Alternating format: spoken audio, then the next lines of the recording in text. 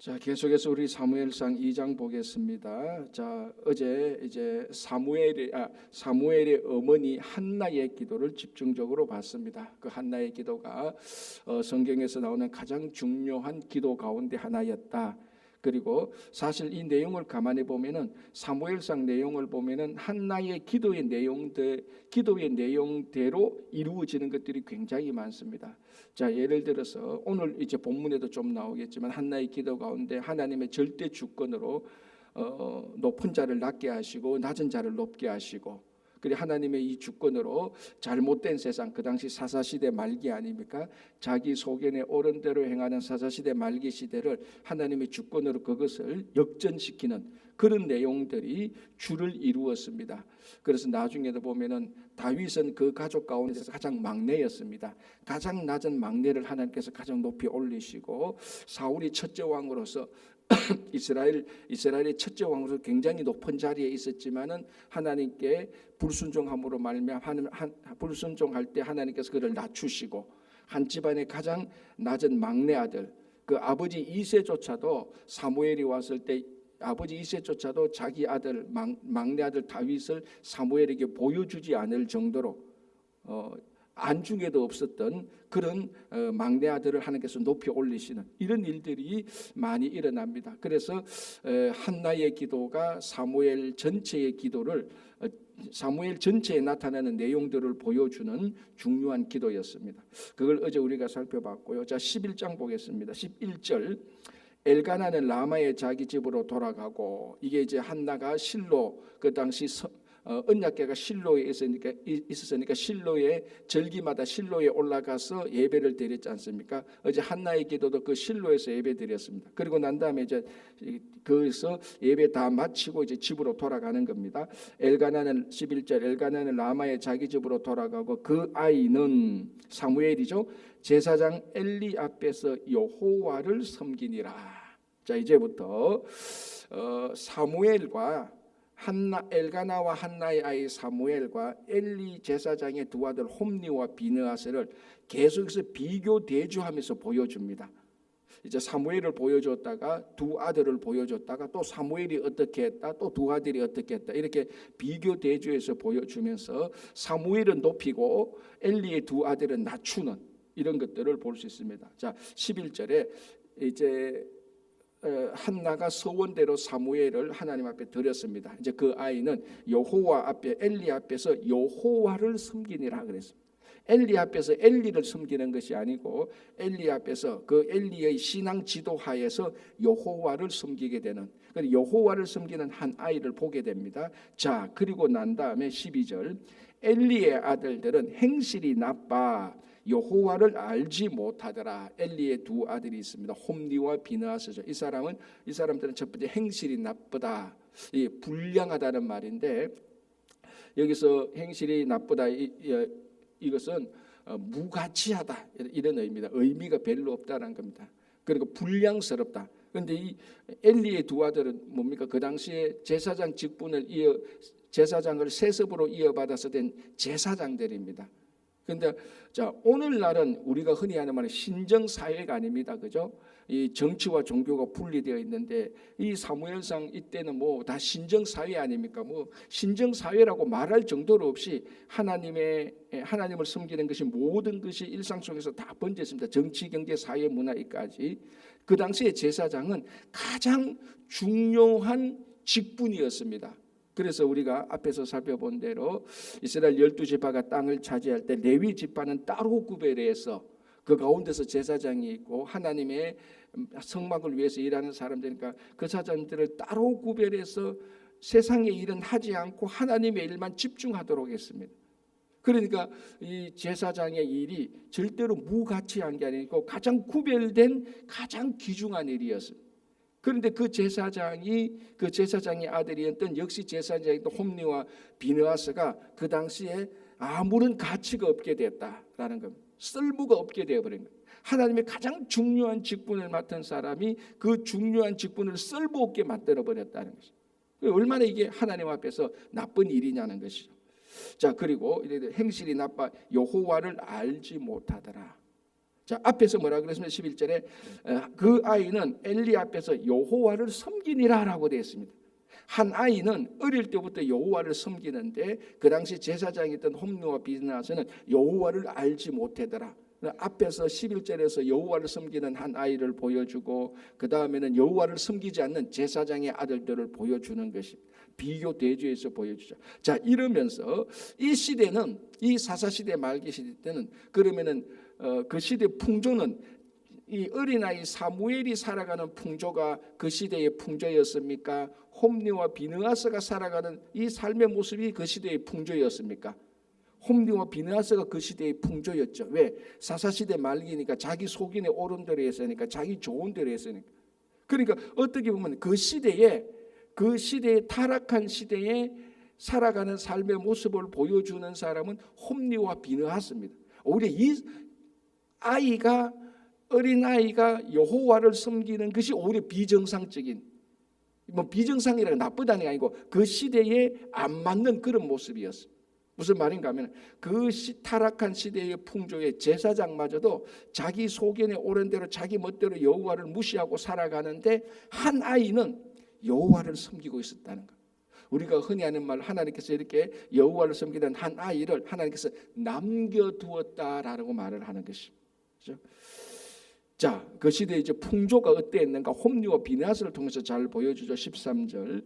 그 제사장들이 백성에게 행하는 관습은 이러하니 곧 어떤 사람이 제사를 드리고 그 고기를 삶을 때 제사장의 사환이 손에 새살고리를 가지고 와서 그것으로 냄비에나 솥에나 큰 솥에나 가마에 찔러 넣어 갈고리에 걸려 나오는 것은 제사장이 자기 것으로 가지되 실로에서 그곳에 온 모든 이스라엘 사람에게 이같이 할 뿐 아니라 기름을 태우기 전에도 제사장의 사환이 와서 제사 드리는 사람에게 이르기를 제사장이 구워 드릴 고기를 내라. 그가 너에게 삶은 고기를 원하지 아니하고 날 것을 원하신다 하다가, 자, 이제 제사장의 아들인 역시 제사장인 홈리와 비느하스가 어떤 일을 했는가 하면은 제사를 드릴 때에 이제 그 예물을 취하게 자기 마음대로 예물을 가지는 것을 보여줍니다. 그래서 세 가지 잘못된 것이 나오죠. 첫 번째는 사환을 보내서 그 예물을 가져오게 했다는 겁니다.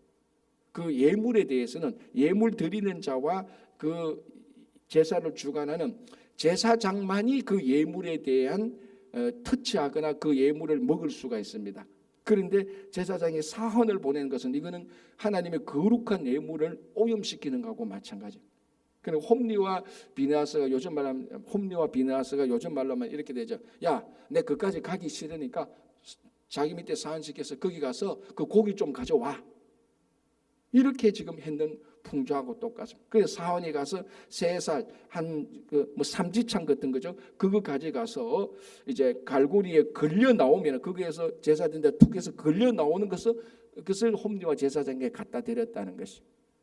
자, 우리가 앞에서 레위기를 볼 때 제사장이 먹는 음식은 그 제사장이 그 양이나 이런 그 양이나 염소 이런 것을 드릴 때 먹는 부위가 따로 정해져 있습니다. 가슴살과 오른쪽 뒷다리였습니다. 요거는 제사장을 위해서 따로 구별된 그 제사의 짐승의 부위입니다. 자, 그런데 그게 아니고 갈고리에 걸려 나오면 그냥 다 가져와 이렇게 말하는. 이것도 제사 드리는 율법에 어긋난 것이죠. 자, 또 13절에 15절에 기름을 태우기 전에 원래는 기름을 다 태우고 난 다음에 제사장이 그 제물을 취하는 겁니다. 그런데 기름을 태우기 전에 날 것을 가져와라 이렇게 말하는 거죠. 자, 16절을 보겠습니다. 그 사람이 이르기를 반드시 먼저 기름을 태운 후에 너의 마음에 원하는 대로 가지라 하면 그가 말하기를 아니라 지금 내게 내라. 그렇지 않으면 내가 억지로 빼앗으리라. 그래서 어떤 사람이 말하죠. 이거 홈리와 비느하스에게 이거는 그 제사장의 몫은 기름을 다 태운 후에 가져가야 됩니다 라고 말하니까 이 제사장 홈리와 비느하스가 그거 지금 내한테 날 것으로 주지 않으면, 우리말하면 생고기를 주지 않으면 내가 억지로라도 뺏겠다. 왜? 제사장이니까 권력이 있으니까. 이렇게 홈리와 비느하스가 제사장이 지켜야 될 규례, 음식에 대한 규례, 제사에 대한 규례를 싹 다 무시하고 어떻게 합니까? 자기 소견에 옳은 대로 행하는 것. 사사시대의 모습을 그대로 보여주고 있습니다. 다시 말씀드리자면 이런 제사장마저도 자기 소견에 옳은 대로 행할 정도니까 이 사사시대 말기에 얼마나 타락하고 부패했느냐는 겁니다. 이미 뭐 이런 풍조는 우리가 사사시대 때 우리 사사기를 통해서 살펴봤습니다. 자, 이런 시대 때에 반짝반짝 빛나는 한 아이가 있었으니 그 아이가 사무엘이다라는 것입니다. 그러니까 이 시대가 이렇게 변하고 저렇게 변하고 이 세상의 모든 사람과 어떤 단체와 기관이 자기 소견에 옳은 대로 행해도 우리 친구 교회와 성도들은 사무엘처럼 여전히 여호와를 섬기는, 이것은 변하지 않는, 이 신앙에 변하지 않는 이것이 참 중요하다는 겁니다. 자, 요즘 이제 여러분들도 다 느끼다시피 늘 시대는 변해왔습니다. 그죠? 늘 변해왔죠. 그런데 요즘 이제 만나서 여러 목사님들과 다른 이제 성도님들과 얘기해 보면은 옛날에 변하는 속도하고 오늘날 변하는 속도가 감당이 안 된다는 겁니다. 요즘은 뭐 자고 일하면은 옛날에 한 몇십 년 동안 변해, 아니 뭐 100년 동안 변해야 될 게 한 달 만에 다 변해 버리니까, 그리고 한 달 만에 변하는 이 속도와 이 파워가 옛날에 100년 동안 변하는 것보다 더 커지니까 이 변하는 속도를 따라가기가 너무 벅차다는 겁니다. 다들 그렇게 느낄 겁니다. 그죠? 그래서 많은 부분이 아이고 나 이제 여기서 안 변할래. 왜냐하면 변하는 속도 따라가면 또 변하고 또 변하고 따라가면 또 변하고 평생 따라가다가 볼일 다 보는 그런 인생을 살 것 같으니까 아이고 나도 이제 이까지만 살고 안 변하고 편하게 살래. 이제 이런 마음이 생긴다는 거예요. 무슨 말인가 하면 지금 이 시대도 계속해서 시대가 변하고 이렇게 되는데 그 변화의 핵심을 보면은 하나님을 더 섬기는 쪽으로 변하느냐, 그게 아니라는 게 문제라는 거예요. 철두철미하게 인간 위주로, 그리고 이제는 기술 위주로. 자, 이제는 우리가 뭐 AI가 나오면서 앞으로 우리들의 신은 AI가 우리들의 전지전능한 신이 될 것이다. 이제 이렇게까지도 얘기를 하는 거예요. 그리고 이게 하나님을 섬기는 쪽으로 변하는 게 아니고 인간 중심으로 하나님을 안 섬겨도 되는 시대 쪽으로 급격하게 급속하게 변하게 되는 겁니다. 자, 이런 시대에도 우리는 여전히 시대를 따라 변하고 안 변하고가 중요한 것이 아니고 여호와를 섬기는 것은 변하지 않아야 된다는 것입니다. 그래서 우리가 이 시대에 세상 사람들이 다 홈리와 비느하스처럼 자기 속이는 좋은 대로 싹 다 흘러가도 그 하나의 어린 사무엘은 여호와를 섬겼다는 것. 그래서 친구 교회와 성도들은 끝까지 바로 이 사무엘이 어린 사무엘이 하나님을 섬기는 것처럼 그 순수함을 가지고 하나님을 섬기는 성도가 되어야 되는 것이죠. 그죠? 자, 이제 17절을 보겠습니다. 이 소년들의 죄가 여호와 앞에 심히 크면, 그냥 여호와 앞에 잘못됐다 정도가 아니고 심히 잘못됐다, 좀 사투리를 쓰면 억수로 잘못됐다 이 말이에요. 그냥 여호와 앞에 죄를 지었다 정도가 아니고 여호와 앞에 굉장히 나쁜 죄를 지었다. 왜? 그가 여호와의 제사를 멸시함이었다라는 것. 이게 일반 성도들이 여호와의 제사를 멸시해도 심히 나쁜데, 이 여호와의 제사를 지키고 거룩하게 그 제사를 집행해야 될, 철두철미하게 하나님의 말씀을 따라서 그 예배를 드려야 되고 인도해야 될, 가르쳐야 될 그 제사장 홈리와 비느하스가 자기가 앞서서 제사를 무시해 버렸으니까 이 여호와 앞에 얼마나 죄가 크겠습니까? 그러니까 이게 하나님 앞에서 크게 권리를 받은 사람은 하나님 앞에서 크게 책임도 많습니다. 이게 오늘날 무슨 말인가 하면 우리가 여호와 앞에서 살아가는 성도들입니다. 그러니까 여러분, 세상 사람들이나 우리가 똑같은 죄를 보면서도 그 죄의 무게는 성도들에게는 더 큰 겁니다. 그죠? 그렇지 않겠습니까? 여러분, 똑같은 죄를 저질렀다 그래도 그 사회의 책임 있는 지도자가 그 죄를 저지르는 거하고 전혀 책임이 없는 한 사람이 저지르는 거하고 똑같은 죄지만 죄의 무게는 다르다는 거죠. 그런데 이 여호와의 제사를 멸시한 사람이 다른 사람도 아닌 바로 제사장이었다는 데 있어서 하나님도, 인간적으로만 하나님도 충격을 받은 겁니다. 그래서 심히 죄가 크다라고 말을 하는 것입니다. 그러니까 이 시대가 여호와를 섬기지 않는 쪽으로 그냥 계속 가면은 계속 이런 일이 생기는 겁니다. 자, 그러면서 또 한번 18절 보겠습니다. 사무엘은 어렸을 때에 세마포 에봇을 입고 여호와 앞에서 섬겼더라. 그러니까 이 홈리와 비느하스가 그 시대 풍점을 보면은 희망도 없고 빛도 없고 아무런 기대치도 없습니다. 아이고 이 시대 망하겠구나, 이래가 어떡하나라고 말할 때마다 사무엘을 얘기합니다. 그러나 사무엘은 여호와 앞에서 섬겼더라. 또 홈리와 비느하스가 막 엉망으로 살고 시대가 엉망으로 살 때 또 사무엘을 얘기합니다. 그러니까 이 어린 사무엘 하나가, 어린 사무엘이 여호와 앞에 섬기는 것이 그 시대, 사사시대 말기에 타락과 부패했던 그 시대에 하나님의 희망이요 하나님께서 그 시대에 준 하나님의 빛이기도 하는 것입니다. 그렇죠? 자, 그래 다시 17절 18절 어린 사무엘은 어렸을 때 세마포 에봇을 입고 여호와 앞에 섬겼더라. 바로 이런 모습이 오늘날 교회와 성도들의 모습이어야 되는 것입니다. 자, 19절 20절 보면은 이제 계속해서 이제 그 서원했던 사무엘을 위한 이제 한나의 행위를 말하는 겁니다. 19절 그의 어머니가 매년 드리는 제사를 드리러 그의 남편과 올라갈 때, 왜냐하면 어린 사무엘은 실로에 두고 왔지 않습니까? 서원했으니까, 나실인으로 두고 서원했으니까 실로에서 엘리 밑에서 대제사장 엘리 밑에서 하나님을 온전히 섬기도록 실로에 맡겨놓고 집으로 돌아왔지 않습니까? 그리고 또 절기가 되면 실로에 올라가서 자기 아이들을 보는 겁니다. 그러면 어떻게 하겠습니까? 어머니가 당연히 혹시나 춥지 않을까 옷도 따로 짓고 또 잘 음식을 먹을지 않을까 또 따로 음식 마련해서 푸짐하게 해서 아이를 보러 올라가는 겁니다. 그래서 지금 그걸 말하는 것이죠. 19절에 그의 어머니가 매년 드리는 제사를 드리러 그의 남편과 함께 올라갈 때마다 작은 겉옷을 지어다가 그에게 주었더니 엘리가 엘가나와 그의 아내에게 축복하여 이르되 여호와께서 이 여인으로 말미암아 너에게 다른 후사를 주사. 자, 이게 또 은혜롭죠. 한나가 아이가 한 명도 없을 때에 하나님께 서원했습니다. 아이를 주면 하나님께 드리겠습니다. 그 서원을 지켰습니다. 그러면 이제 아이가 없습니다. 한 명 받았는데 한 명 줬으니까 없습니다. 자, 그런데 어떻게 합니까? 하나님께서 이 여인에게 축복하사 다른 후사를 주는 겁니다.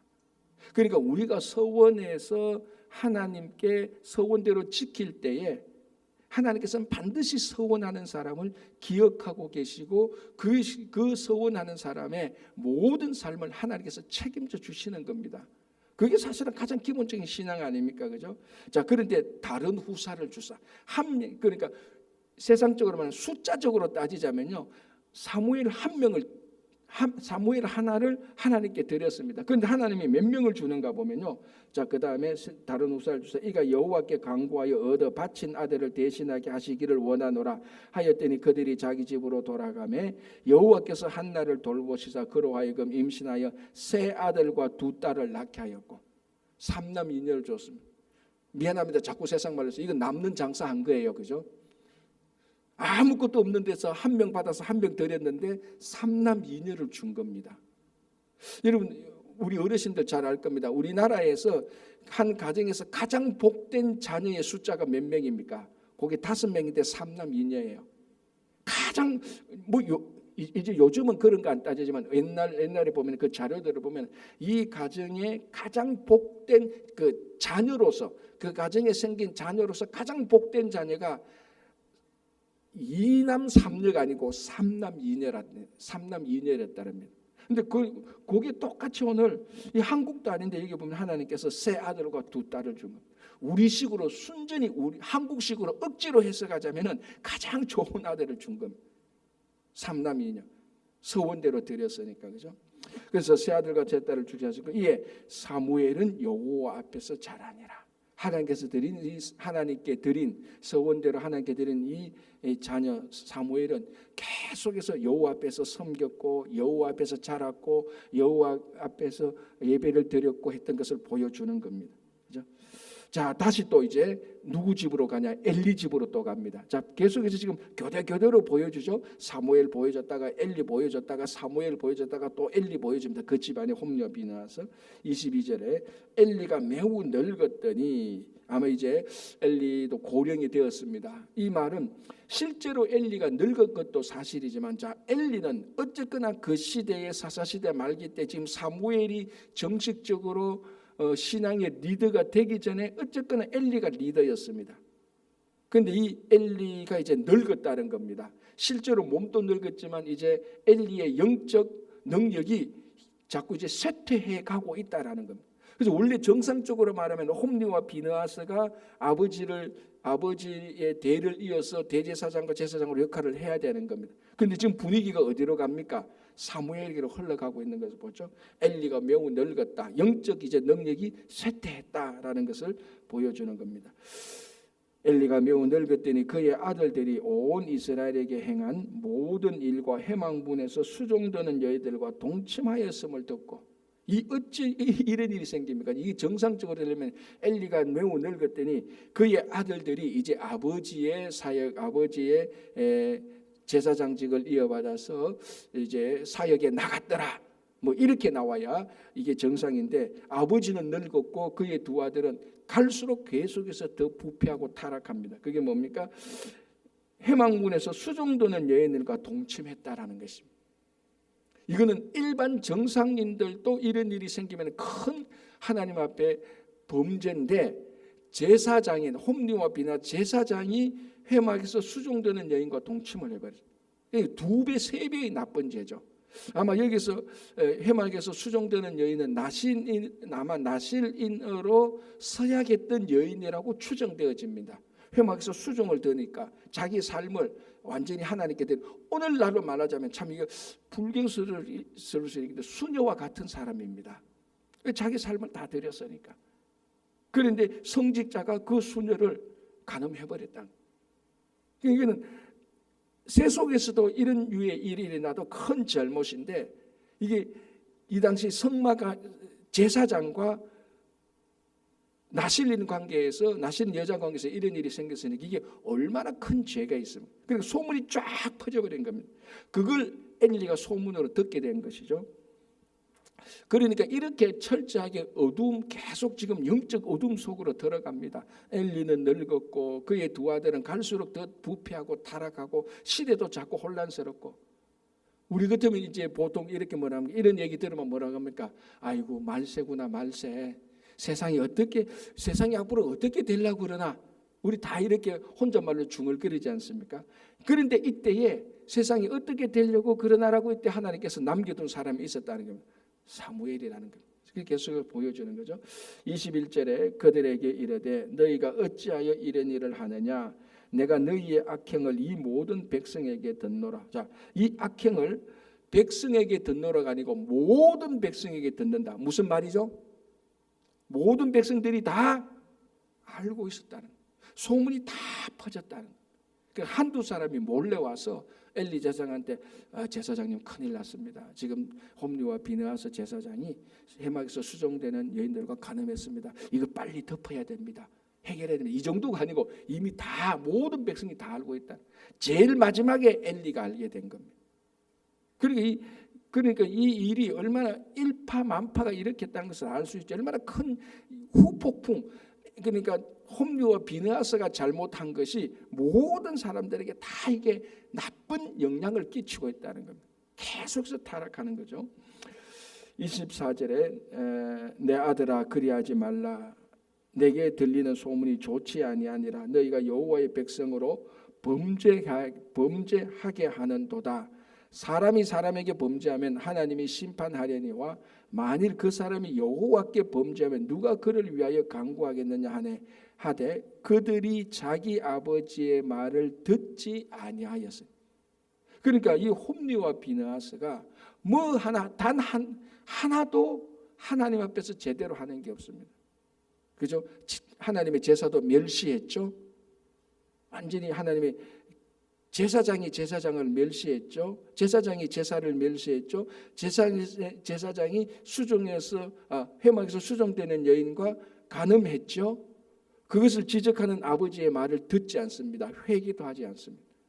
이런 걸 가지고 우리가 뭐라고 말합니까? 구제불능이죠. 이제 이거는 구제불능입니다.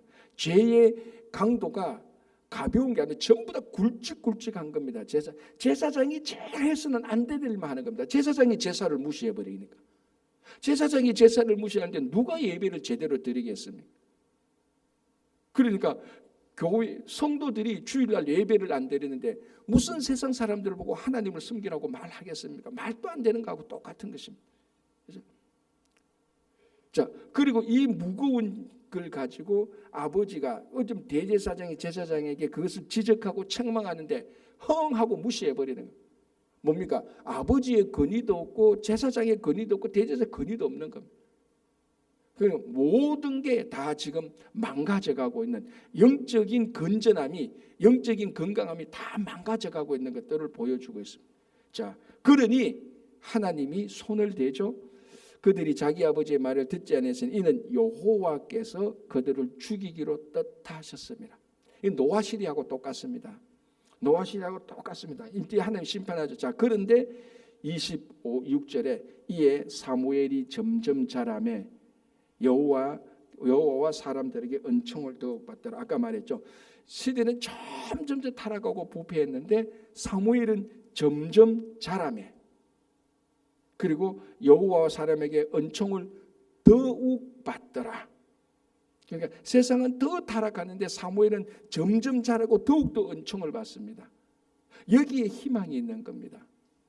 바로 이 우리가 어린 사무엘을 보면서 점점 자라고 더욱 은총을 받는 것이 오늘날 우리 교회와 성도들의 삶의 모습이 되어야 되는 거예요. 여기에 빛이 있고 여기 소망이 있습니다. 그래서 어떤 시대에 무엇을 어떻게 행하든지 간에요, 이 시대의 소망은 예수 그리스도이고 이 시대의 희망은 교회가 되어야 되는 겁니다. 그렇죠? 자, 27절에 하나님의 사람이 엘리에게 와서 이제 하나님이 이제 심판을 작정하시고 심판을 하는 거죠. 그래서 사람을 보내는 거죠. 하나님의 사람이 엘리에게 와서 그에게 이르되 여호와의 말씀에 너희 조상의 집이 애굽에서 바로의 집에서 속하였을 때에 내가 그들에게 나타나지 아니하였느냐. 이스라엘 모든 지파 중에서 내가 그를 택하여 내 제사장으로 삼아 그가 내 제단에 올라. 그게 뭡니까? 하나님께서 엘리 집안을 택하여서 제사장으로 삼았다는 겁니다. 하나님의 특별한 은총이 엘리 집안에 있었습니다. 이건 엘리가 잘나서 엘리가 정말 우리말로 영적으로 크게 성숙해서 그 집안이 하나님 앞에서 큰 자격과 조건이 있어서 야, 너 제사장 하면 되겠다. 이게 아니고 하나님의 특별한 은총으로 이 집안을 제사장으로 삼았습니다. 하나님의 특별한 은총을 받은 것이죠. 하나님께서 이 집안을 높이 올리셨습니다. 한나의 기도처럼 하나님은 높이 올리기도 하시고 높이 올렸죠. 자, 그런데 29절에 너희는 어찌하여 내가 내 처소에서 명령한 내 제물과 내 제물과 예물을 밟으며, 이거는 누가 말했습니까? 누가 행적을 말하죠? 홈리와 비느하스의 행적을 말하죠. 너의 아들들을 나보다 더 중히 여겨. 이게 이제 엘리에게 책임을 묻습니다. 아버지에게 너가 하나님을 섬기는 것이 하나님을 섬기는 것보다 아들을 더 중히 여겨서 아들이 그 타락하고 부패한 것을 방치했다라는 것을 말하는 거죠. 더 중히 여겨 내 백성 이스라엘이 드리는 가장 좋은 곳으로 너희들을 살찌게 하느냐. 이거 뭘 증강합니까?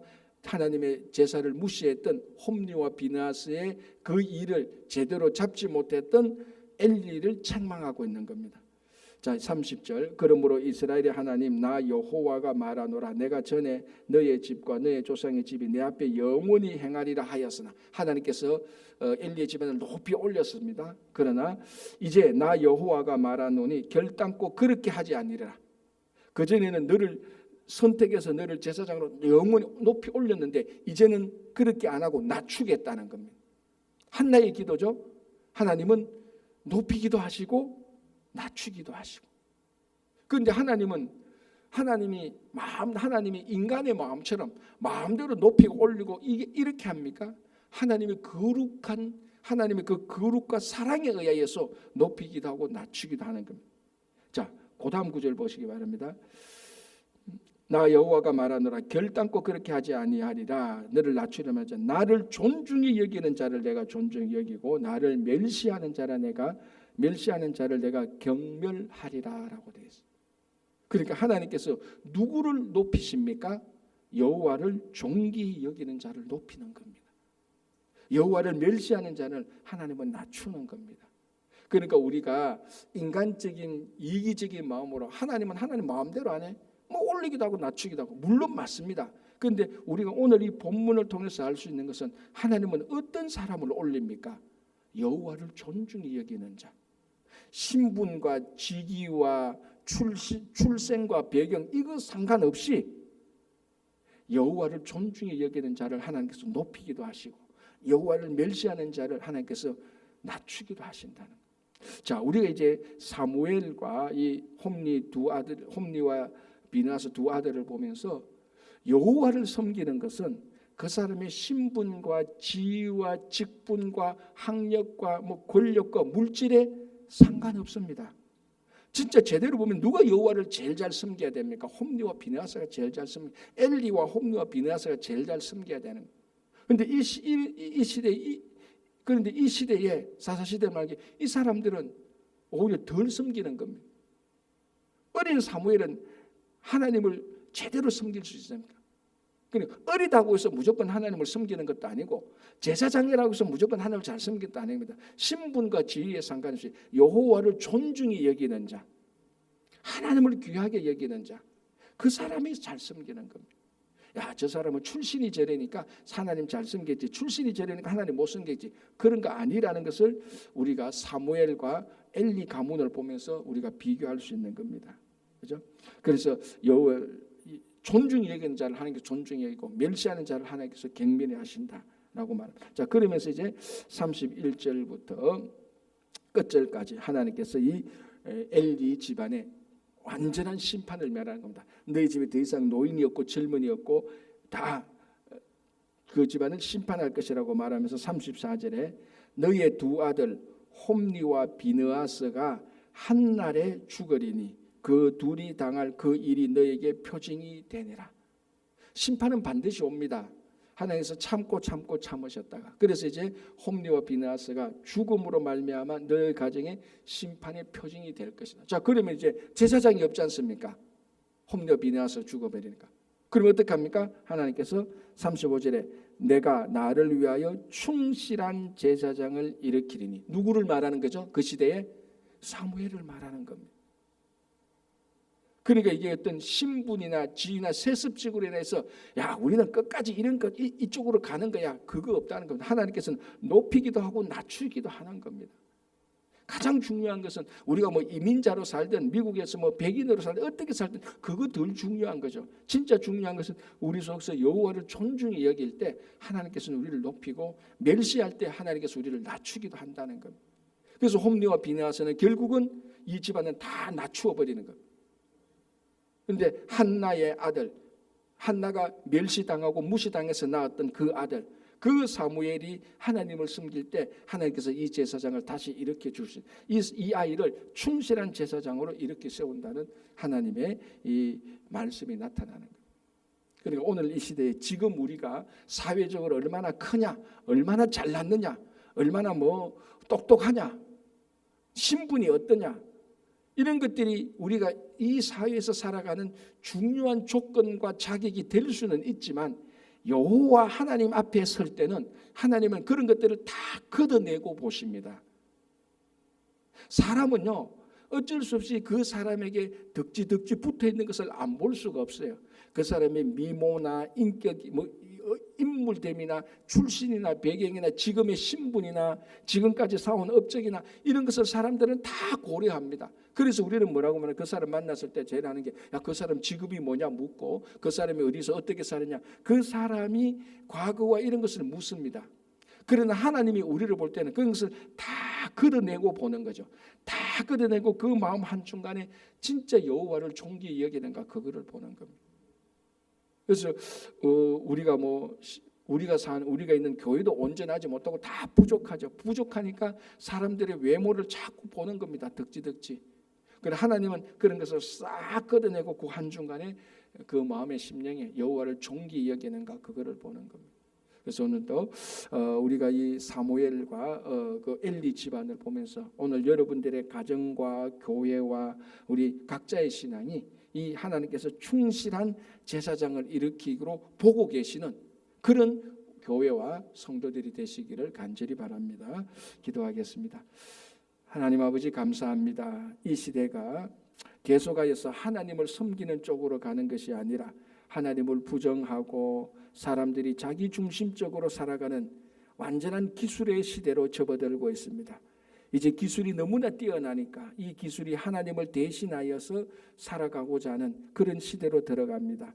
이런 시대에 우리가 어린 사무엘처럼 끝까지 하나님을 섬기고 하나님을 존귀 여겨서 우주의 창조자 되신 여호와 하나님께서 높이기도 하시고 낮추기도 하는 이 시대에 하나님 앞에서 우리를 높이고 존귀하게 받는 교회와 성도가 되게 하여 주시옵소서. 각 가정을 지켜주시고 자녀들을 붙들어 주시고 모든 자녀들이 어린 사무엘처럼 되게 하여 주시옵소서. 일터와 가정에도 풍성한 은혜를 더하여 주시고 특별히 몸이 연약하신 분들 주님께서 굽어 살피시사 그들의 건강을 회복하게 해 주셔서 영적으로나 육적으로나 강건하게 해 주셔서 하나님 잘 섬기게 하여 주시옵소서. 교회의 사역들 부서들 위에도 큰 은혜를 주실 것을 믿으며 감사하며 예수님의 이름으로 기도합니다. 아멘.